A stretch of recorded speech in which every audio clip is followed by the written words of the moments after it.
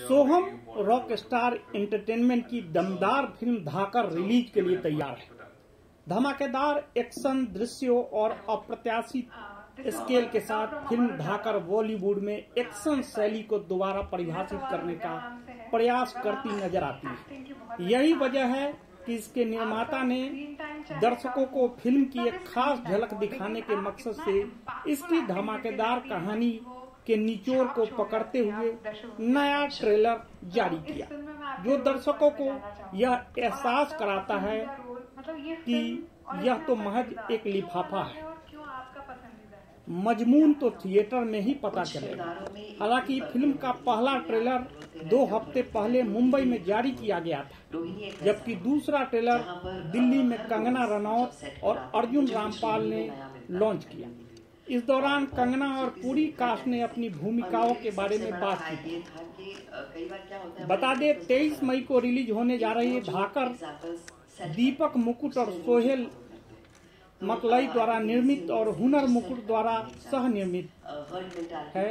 Film का निर्देशन रजनीश घई ने किया है। तो फिल्म के लिए आप तैयार हो जाए।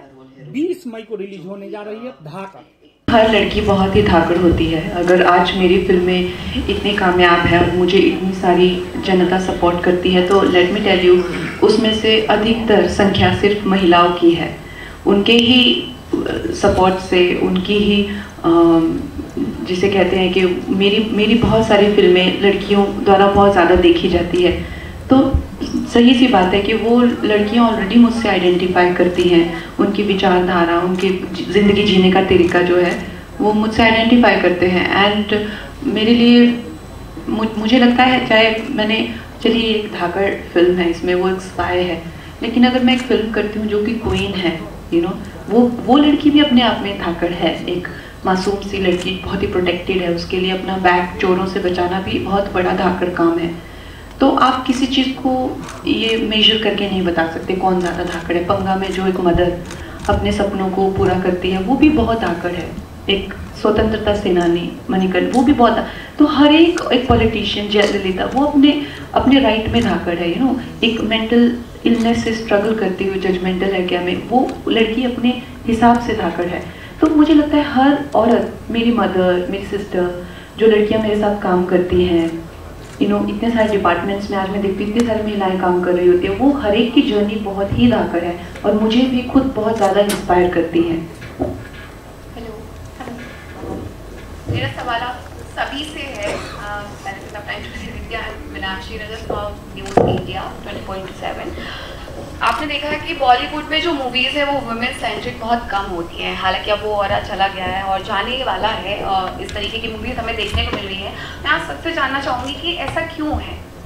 अगर हम मर्दानी को छोड़ देते हैं और झांसी की रानी को छोड़ देते हैं या फिर कहानी को छोड़ देते हैं, उसके बाद अब धाकड़। Hopefully after this movie the trend will change. We are hoping, we're hoping to inspire people. Hello, please आप सबसे एक रिक्वेस्ट। मुझे लगता है कि अब हमें उस चीज़ से बाहर आ जाना चाहिए कि महिलाओं की फिल्में या पुरुषों की फिल्में, इस तरह से किसी फिल्म को नहीं देखना चाहिए। और आई थिंक एक फिल्म को एज अ फिल्म ही देखना चाहिए। We should not attach sexuality to it, और तभी अच्छा रहेगा। क्योंकि मुझे लगता है कि हम महिलाओं ने आज तक इतना योगदान दिया है इतनी सारी फिल्मों में, लेकिन क्योंकि वो सारा क्रेडिट पुरुष को ही जाता है, उसके करके हमें ज़्यादा नुकसान ही हुआ है। द सेम वे अभी जब we are coming out, we should not discourage big heroes like Arjun or other people to participate in our growth, तो I think इसको महिला प्रधान या पुरुष प्रधान नहीं बनाना चाहिए। हेलो जवाब दे रही हूँ, सुन लीजिए। नहीं, मुझे लगता है कि ये जो हम डिफ्रेंशिएट करने लग गए हैं कि ये औरत प्रधान है या महिला प्रधान है, इसका मतलब हम उसे वाकई अलग मानते हैं। हम अगर इसे नॉर्मलाइज करते हैं और कहें कि एक अच्छी फिल्म है और खूबसूरत फिल्म है, उतना ही छोड़ दें, तो आप देखेंगे बहुत सारी फिल्में आ रही हैं जो अच्छी हैं, जो पुरुष प्रधान भी है, महिला प्रधान भी है। तो मुझे लगता है ये डिमार्केशन, ये डिफ्रेंसिएशन जिस दिन हम छोड़ेंगे, नॉर्मलसी उस दिन आ जाएगी। हेलो, अरे मैडम, मैं भी बोलूं।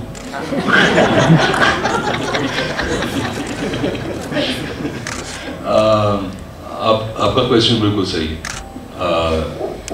हम एक ऐसे दौर से निकले हैं जहाँ पर विमेन को अपना हक नहीं मिला, इक्वालिटी नहीं थी, और इससे हम दूर नहीं भाग सकते।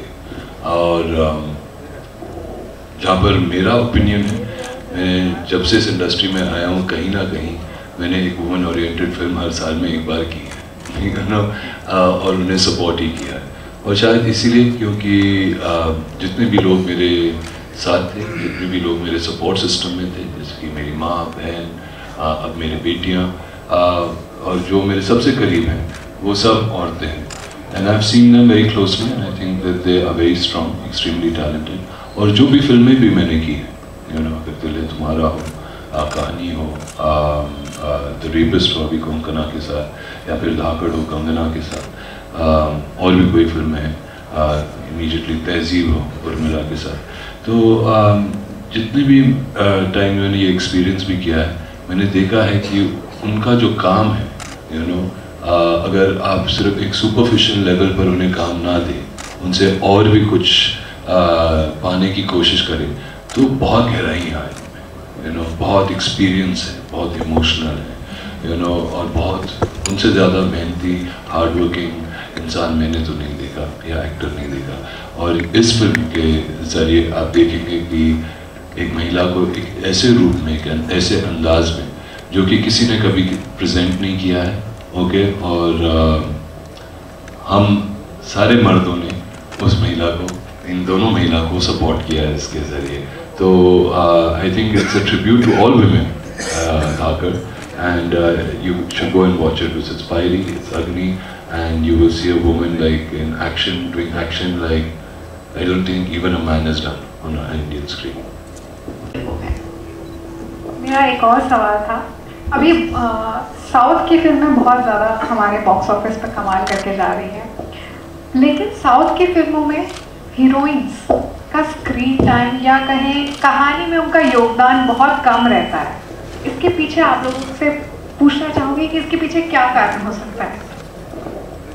इस सवाल मुझसे मुझे लगता है कि अब आप चाहे वो बाहुबली देखें, चाहे आप कोई भी और ऐसी फिल्में देखें, कहानियाँ होती हैं। अगर हम वो जो 4 सुपर हिट फिल्मों की हम बात करें कि ये 4 सुपर हिट फिल्में, तो उनमें शायद रोल एक का 19, एक का 20 है, एक का 15, एक का 20 होगा, लेकिन बहुत सारी कहानियाँ ऐसी हैं इन्होंने जो फिल्म की है वो इन पर आधारित है। वो जयललिता की कहानी है, तो ऐसा नहीं है कि वैसी फिल्में नहीं बन रही हैं। लेकिन आप वो जो 3 फिल्मों की बात करिए जो रिसेंटली आकर सुपर हिट हो गए हैं, शायद उनमें अलग अलग रोल्स हैं, बट हर कहानी अलग, हर किरदार अलग, उसमें हम जनरलाइज नहीं कर सकते। हेलो, हाय, मैं छवि फ्रॉम मायापुरी मैगजीन। मेरा ये सवाल है कि आपकी फिल्म कार्तिक आर्यन की फिल्म भूल भुलैया से क्लैश कर रही है, तो इस बात पे आपको क्या लगता है कि आपकी फिल्म पे इस बात का कोई असर पड़ेगा?